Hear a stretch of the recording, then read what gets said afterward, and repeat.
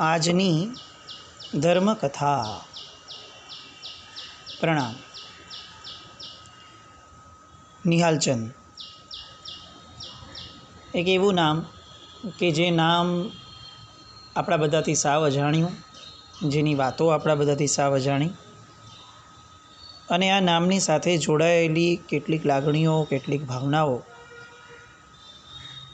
એની વાતો સાંભળતા સાંભળતા આપણા રૂવાડાની અંદર એક અદમ્ય બહુમાન પ્રગટે આ નિહાલચંદની વૈરાગ્યની ધારા માટે. 15 વર્ષનો યુવાન, જેને હજી તો વ્યવસાયની અંદર પણ સેટ થવાનું બાકી, એ વ્યક્તિ મોક્ષ માર્ગની અંદર આટલી હદ સુધી સેટ થઈ જાય, એનું મગજ, એનું મન, એ બતાવે છે કે પૂર્વના ગજબનાક સાધનાના ભવોનું આ પરિણામ છે. આપણે જેટલા પણ મહાપુરુષોને સાંભળ્યા, પછી આખી પાઠ પરંપરા હોય કે ગમે તે કથાનક હોય, કે પછી આ હમણાંના સમકાલીન સમુદાયોના વડીલો, ગુરુ ભગવંતો હોય, આ બધાના જીવનમાંથી એક કોમન ફેક્ટર જે બધામાં જ જોવા મળે, એ છે પૂર્વભવની સાધના. આ લોકો કંઈક ને કંઈક એવું લઈને જન્મ્યા હતા કે જેના કારણે આ ભાવમાં એમને કિક લાગી અને નિમિત્ત મળતા એ લોકો એ ઊંચાઈ ઉપર પહોંચ્યા કે જે ઊંચાઈ આજે આપણી માટે કલ્પના કરવી પણ બહુ જ મુશ્કેલ છે. કઈ રીતે એ લોકો પોતાની સેલ્ફને ઓર્ગેનાઇઝડ કરી શક્યા હશે, કઈ રીતે પોતાના મનને એ સમયના પ્રતિપક્ષી ભાવો, નિમિત્તો, એ બધાથી બચાવી શક્યા છે. એવો શબ્દ નહીં વાપરવો, કારણ કે આ બધા લોકો ડિફેન્સિવ નહોતા, આ બધા મહાપુરુષો એગ્રેસિવ હતા. અને એ એગ્રેસિવનેસ સાથે એમણે કર્મ ઉપર જે આક્રમણ કર્યું અને પોતાની વૃત્તિઓને જે રીતે એમણે પોતાના કાબૂમાં લીધી, એ જ કદાચ એમના આખા જ ઉત્થાનનો મૂળ હતો.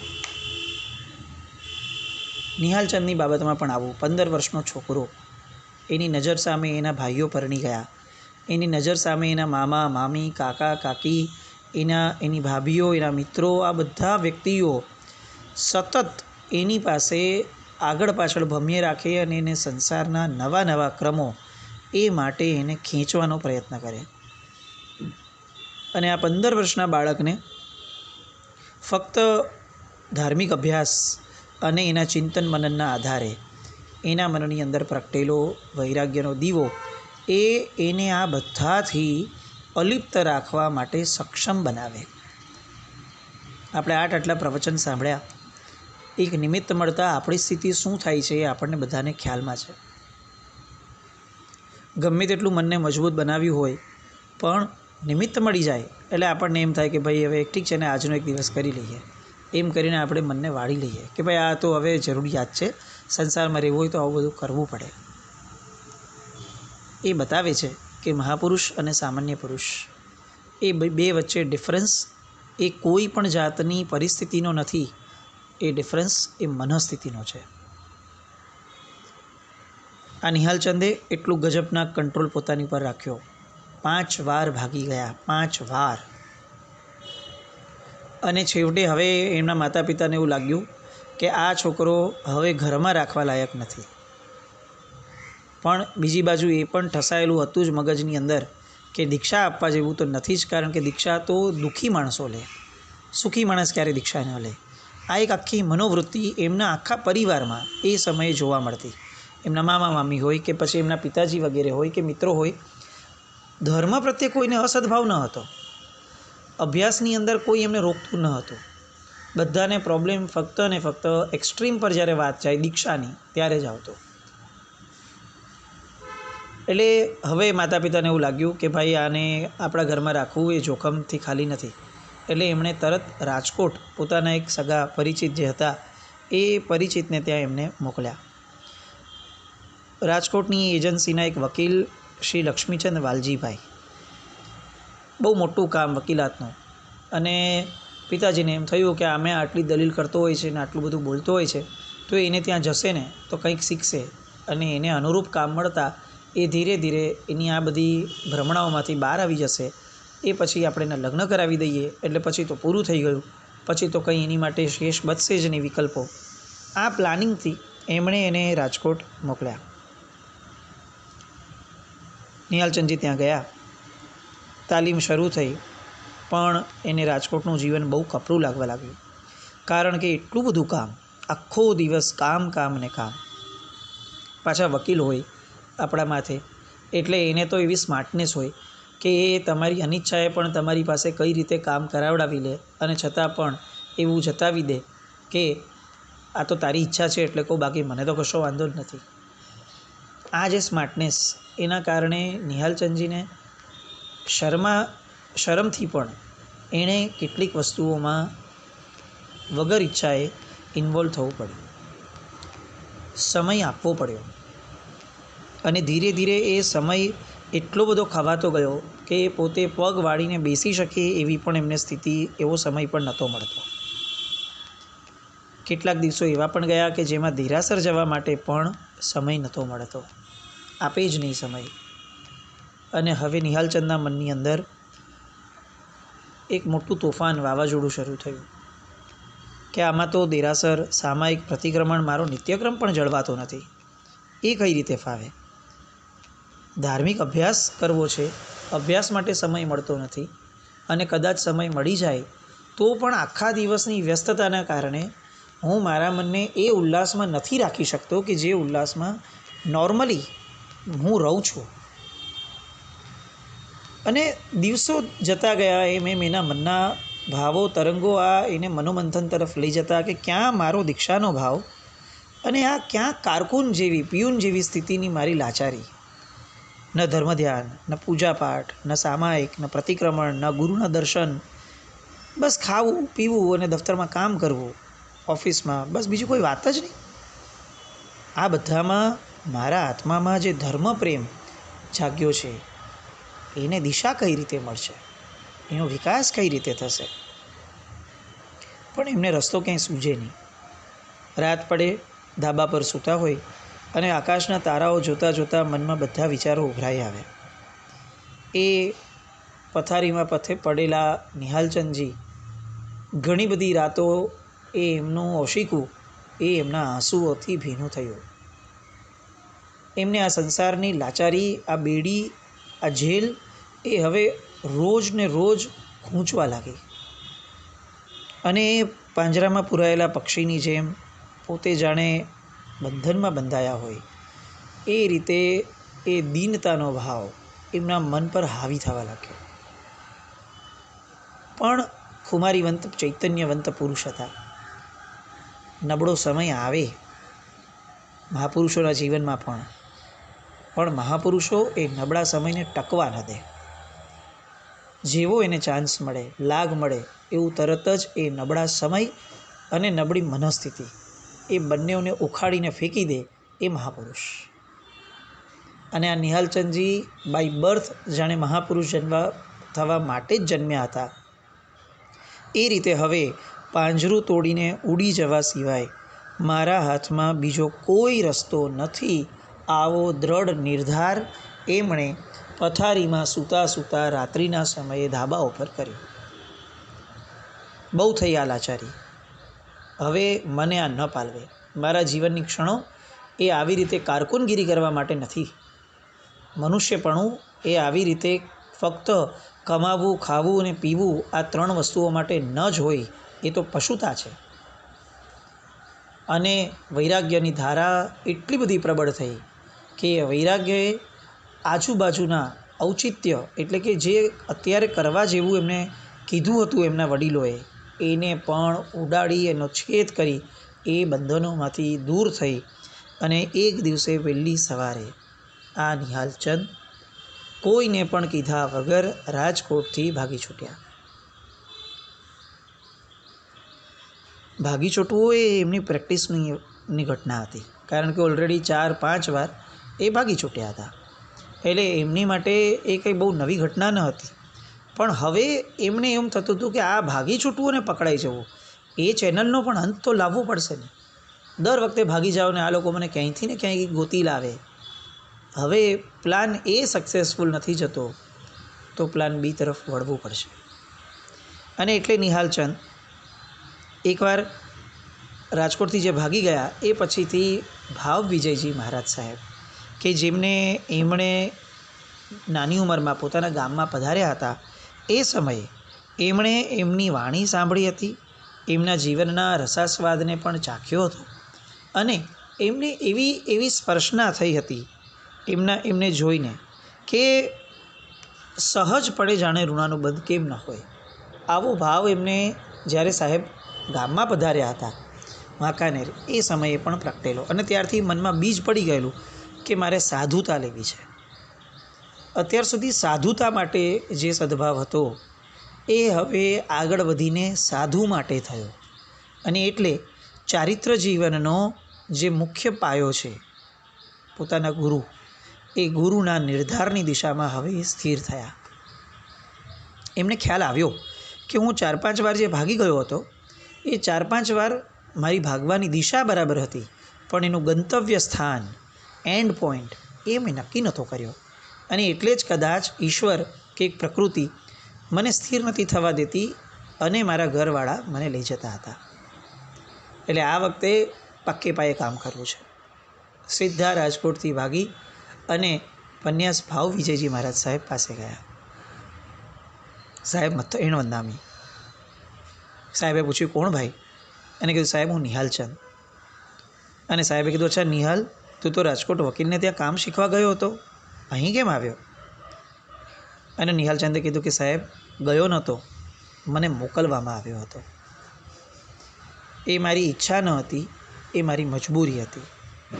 અને સાહેબ એ બધી લાચારીને ફગાવી અને હું ત્યાંથી ભાગીને અહીંયા આવ્યો છું. સાહેબ મારી પ્રાર્થનાનો સ્વીકાર કરો અને મને સાહેબ ચારિત્ર જીવનનું દાન આપો. સાહેબે કીધું, જો તારી ભાવના તો છે જ, તારા જેવો સુશીલ ધર્મપ્રેમી અને તેજસ્વી શિષ્ય કોને ન ગમે? એટલે તરત નિહાલચંદે કીધું, સાહેબ જો આ બધું આપ માનો છો તો સાહેબ વિલંબ નહીં કરો. હવે આ અકળામણને મારાથી સહન થાય એવું નથી. સાહેબ મારી પર દયા કરો અને મને દીક્ષા આપો. અને ત્યારે સાહેબજી એવું કહે છે કે મેં તને પહેલાં પણ કીધેલું કે માતા પિતાની આજ્ઞા સિવાય અમારાથી દીક્ષા અપાય નહીં. અને એટલે તારી બધી જ ઈચ્છા હોવા છતાં અત્યારે હું તને દીક્ષા આપવા માટે સક્ષમ નથી. નિહાલચંદે કીધું, સાહેબ રજા મળે એમ તો છે નહીં, બધા પ્રયત્નો કરી જોયા, તો હવે મારે શું કરવું? અને ત્યારે સાહેબ એને કહે છે કે જો રજા મળે કે ન મળે બધી વાત સાચી છે, પણ તારું કામ તારી ધર્મ ભાવનાને પકડી રાખવાનું છે. આ ધર્મ ભાવના જોઈ અને તારા પિતા જરૂર તને રજા આપશે. તારી ભાવના, તારી શ્રદ્ધા બહુ પ્રશંસનીય છે, પણ મારી સાધુતા અને મારી વૃત્તિઓ, મને મારા ગુરુદેવો તરફથી મળેલી મારી જે એક આખી ધારા છે, એ ધારા મને આ રીતે તને દીક્ષા આપતા રોકે છે. નિહાલચંદનું મન ખૂબ નબળું પડ્યું. સાહેબ મારી કસોટી નહીં કરો, મને દુઃખી નહીં કરો, મારા અંતરની આ અભિલાષા પૂર્ણ કરો. હું શાસનની સેવા કરીશ, હું ધર્મનો ઉદ્યોત કરીશ, મારા આત્માને ઉદ્યોતિત કરીશ. સાહેબ મને આપના ચરણોમાં સેવક તરીકે એકવાર સ્થાન આપી દો. સાહેબ હું આ સંસારની અંદર આ પડોજણો, આ વ્યવહારની અંદર નથી સમય કાઢી શકવાનો. અને એક બહુ જ કરુણાર્દ્ર સ્વરે સાહેબને એમણે વિનંતી કરી. અને ભાવ વિજયજી મહારાજ સાહેબે કીધું કે નિહાલ, મને ખાતરી છે કે તું સાચો દીપક થઈશ. મને પણ દુઃખ થાય છે કે તારા જેવા સાચા ખપી આત્માને હું નિરાશ કરું છું, પણ મેં દીક્ષા લીધી છે, મારો નિયમ છે. આ મારી માટે અદત્તા દાન થશે કે જેની માલિકીનું છે એની રજા વગર હું દીક્ષા આપું તને. અને એટલે એ મારા નિયમનો ભંગ કરવો એ મારા હાથમાં નથી. તું ચોક્કસપણે મારા આશીર્વાદ લઈને જા, પણ હું તને દીક્ષા આપી શકું એ અત્યારે મારા મગજમાં બેસતું નથી. શું ગજબના પોતાની મનસ્થિતિને લઈને એ સમયના મહાપુરુષો બેઠા હતા. આ સેમ ઘટના આપણને વૃદ્ધિચંદ્રજી મહારાજ પાસે જ્યારે શાસન સમ્રાટ ગયા હતા ત્યારે પણ જોવા મળી. વારંવારની અથાગ વિનંતીઓ છતાં ગુરુ ભગવંતોની સ્પષ્ટ ના. અમે વહોરાવે કોઈ ત્યારે વહોરીએ, અમે લઈ ન લઈએ, અમે સાધુ છીએ. અમારામાં જમ અને જતી આ બેઉનો ફરક શું? તો કે જમ જૂટવીને લઈ જાય, જ્યારે જતી માંગીને લે. કેવી ગજબનાક ધારા! નો ડાઉટ પરમાત્માના શાસનમાં અનેકાંત વાત છે, એટલે અલગ અલગ પ્રકારના એંગલો હોય, પણ આ એંગલને આપણે ઊંડાણથી સ્પર્શવાનો પ્રયત્ન કરીએ ત્યારે આપણને કેટલું બહુમાન જાગે કે એક બાળક આવ્યો છે, આટલું યોગ્ય છે, એ માંગણી કરે છે, પણ અત્યારે એના માલિક એના માતા પિતા છે. તો માલિકની રજા વગર આપણાથી એને દીક્ષા કેવી રીતે અપાય? અને હવે શું કરવું એ નિહાલચંદ માટે બહુ મોટો જટિલ પ્રશ્ન થયો. ગુરુ મહારાજ તો કંઈ માનતા નથી, અને આ મારો મનુષ્ય જન્મ, ચિંતામણી રત્ન સમાન માનવદેહ, આત્મ ઉદ્ધારક એવો ધર્મ, પૂર્વના પુણ્યના યોગથી બધું મળેલું, આ બધું એ જો મારો જન્મ મરણનો ફેરો ટૂંકાવી ન શકે તો શું કામ? અને ધર્મનું શરણ એ જ સંજીવની છે, એ હું જાણું છું, અને તેમ છતાં પણ જો હું ઘરે પાછો જઈશ તો હવે આ ઘરવાળા લોકો મને તાત્કાલિક ધોરણે હવે તો પરણાવી અને મારા પગમાં બેડી બાંધી દેશે. ના, હું ઘરે પાછો નહીં જાઉં, સંસારનો ત્યાગ કરીશ. મારા ગુરુ ભગવંત અગર મને દીક્ષા ન આપે તો હું પોતે સ્વયં દીક્ષિત થઈશ, પણ મારા નિશ્ચયમાં પાછો નહીં ફરું અને નહીં જ ફરું. દેવ, ગુરુ અને ધર્મ, આની સિક્વન્સની અંદર ગુરુ એ તત્વ જ્યારે વચ્ચે આપણી માટે જરાક નબળું થાય ત્યારે દેવ તત્વ પાસે માંગણી કરવાનું મન થાય. હે પરમ કૃપાળુ પરમાત્મન, મારા નિર્ણયમાં મને મક્કમ રહેવા માટે બળ આપો. હું આપના શાસનની સેવા કરી શકું, પરમાત્માના ધર્મ અને તીર્થનો ભક્ત બની શકું, એવું મારા જીવનમાં સમર્પિતતાનું બળ પ્રગટે એવા આશીર્વાદ આપો. આવું વિચારી મનોમંથન કર્યું. અંદરથી જ જાણે માર્ગ સૂઝ્યો. કોઈ દીક્ષા નહીં આપે તો હું સ્વયં દીક્ષા લઈશ, સ્વયં ત્યાગ કરીશ, પરમાત્મા વીરની આજ્ઞાને માનીશ, અને એ ભગવાનના પવિત્ર અંચળો એટલે કે એમના વસ્ત્રો ધારણ કરીશ. મારા નિર્ધારમાં હું મેરુ જેવો અચલ અને અટલ બનીશ, સંસારનો ત્યાગ કરીશ અને દુઃખી જગતને શાંતિનો સંદેશો આપીશ. ખાલી વાંચ્યું, વિચાર્યું, સમજ્યું એવું નહીં, નિર્ધાર કરી અને એક્ઝિક્યુટ કરવાની દિશામાં આગળ વધ્યા. અને આ નિહાલચંદભાઈ 19 વર્ષની યુવાન વયે, વિક્રમ સંવત 1949 અષાઢ સુધી 11 સોમવારના દિવસે ત્યાંથી મહેરવાડાના રસ્તે આગળ વધ્યા. આગળ વધી સાથે એમણે એક શ્રાવકને હારે રાખ્યા.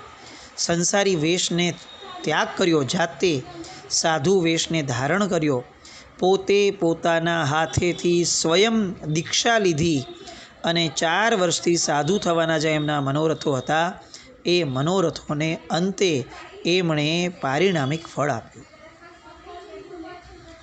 અને આ યુવાનના હૃદયમાં ત્યાગનો જે એક આખો અગ્નિ ધગધગતો હતો, એ બધાના મોહપાશોને ફગાવી એમણે પરમાત્માના ધર્મને સ્વીકાર્યો. બેસ્ટ પાર્ટ એ છે કે એ દીક્ષાને એ સમયના મહેરવાડા ગામે પણ સ્વીકારી. એક પણ ગુરુ ભગવંતની નિશ્રા નથી, એક પણ ગુરુ ભગવંત પાસે થયેલો કોઈ ઉજવણાનો પ્રસંગ નથી. સ્વયં દીક્ષા લીધેલી છે, અને સ્વયં દીક્ષા લીધેલા આ નિહાલચંદને, એકલ વિહારી એવા આ નિહાલચંદને આપણે વંદન કરવાનું મન થાય. એ મહેરવાડા ગામને, ગુજરાતના, કે જે ગામે આવા ઉત્તમ આત્માને વગર દીક્ષાએ પણ પ્રથમ ચાતુર્માસ કરાવડાવ્યો. શું કલ્પના આપણને એમ થાય આ પરમાત્માના શાસન માટેની, કે આચાર્ય ભગવંતો જોરદાર, શ્રાવકો જોરદાર, ગામના વ્યક્તિઓ જોરદાર. આમાં કોની અનુમોદના કરવી, આ એક આશ્ચર્યજનક પ્રસંગ. આપણે અત્યાર સુધી ભાગીની દીક્ષાઓ સાંભળી છે, પણ ભાગીને થયેલી દીક્ષાઓ એ વ્યવસ્થિત રીતે પછી દીક્ષામાં પરિણામ પામે. બહુ ઓછા દિવસોનો કદાચ ગેપ પડે તો પડે. અહીંયા તો આ ચરિત્ર નાયક એવા કે જેમની દીક્ષા થયા પછી આખું ચાતુર્માસ પોતે એકલાએ ગાળ્યું. અને એ ગામ એ એમની સેવા, એમના એક પણ આચારોને નંદવાવા ન દે, એમને ગોચરી બોરાવે, એમને ત્યાં પાસે જાય. બધાને ખ્યાલમાં છે કે દીક્ષા સ્વયં લીધી છે, અને તેમ છતાં આ મહેરવાડા ગામને ખરેખર વંદન કરવાનું મન થાય કે એમણે આ પરમાત્માના શાસનના રત્નને 1 વર્ષ જે સાચવીને રાખ્યું, એ સાચવીને રાખવાના કારણે જે સંવર્ધન થયું, એ સંવર્ધન આખાને આખા પરમાત્માના શાસન માટે અસીમ ઉપકારી બન્યું. આ રીતે થયેલી દીક્ષા પછી શું એમની ખરેખરી દીક્ષા ભાગવતી પ્રવજ્યા થાય છે? કોણ આપે છે? કઈ રીતે આપે છે? એ બધી વાતોને આવતીકાલે સંવેદીએ. પરમાત્માની આજ્ઞા વિરુદ્ધ કંઈ પણ બોલાયું હોય તો મિચ્છામિ દુક્કડમ. જૈનમ જયતિ શાસન.